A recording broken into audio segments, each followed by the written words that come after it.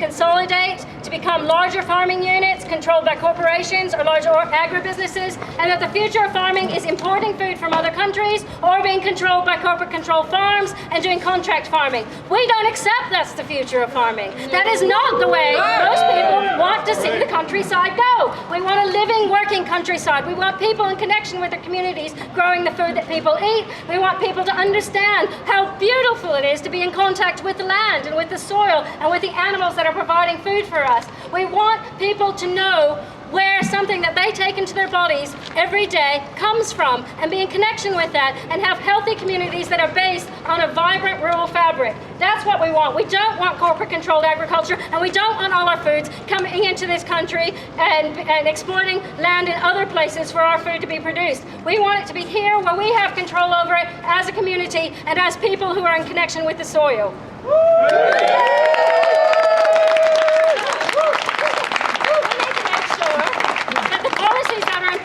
Aren't just handing over all the money that is out there to support better food and farming to the big boys, because that's exactly what's happening right now.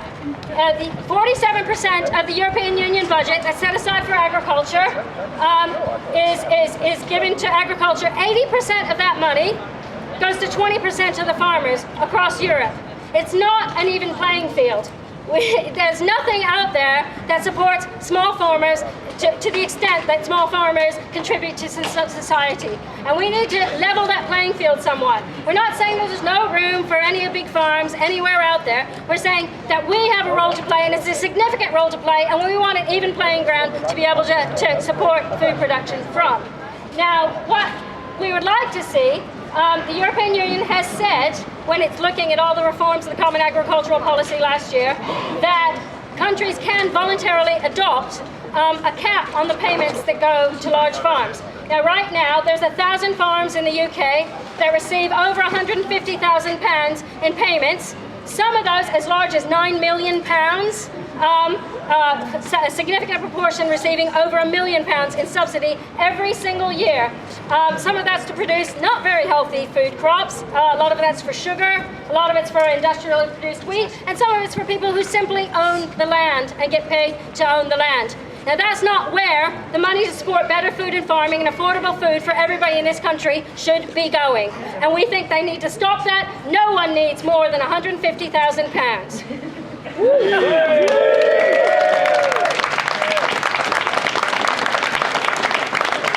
Now, if we cap the payments at £150,000, that would leave about £200 million in the pot to support better food and farming. Now, right now, when you want to get started in agriculture in this country, every day I meet more people who are, young people, old people, whoever, wanting to get involved in earning a livelihood from the land and providing food. They want a healthy occupation, where you work outdoors, you provide something that's meaningful to society, and then you earn a fair recompense for your hard labor. People want jobs like that. That's something that there is a significant proportion of the population wants. But it's extremely difficult in this country to get involved in farming. There's difficult access to land. It's got one of the most skewed land ownership patterns in the world. Very small proportion of people owning most of the land, and a lot of other people trying to get smaller and smaller bits that get more and more expensive because people get paid to own land. So they buy land and they can get payments every year, and it's like having a very safe bank account. And it just makes it really difficult for people wanting to get involved in farming to get access to land. People struggle continually with trying to get planning permission to live on that land because they're priced out of the market by people buying farmhouses that can outprice people that want to go into small agriculture any day. And people just have real difficulty setting up. A lot of those people also have difficulty accessing the capital to get set up properly, accessing the training to learn how to do it in an efficient, productive fashion.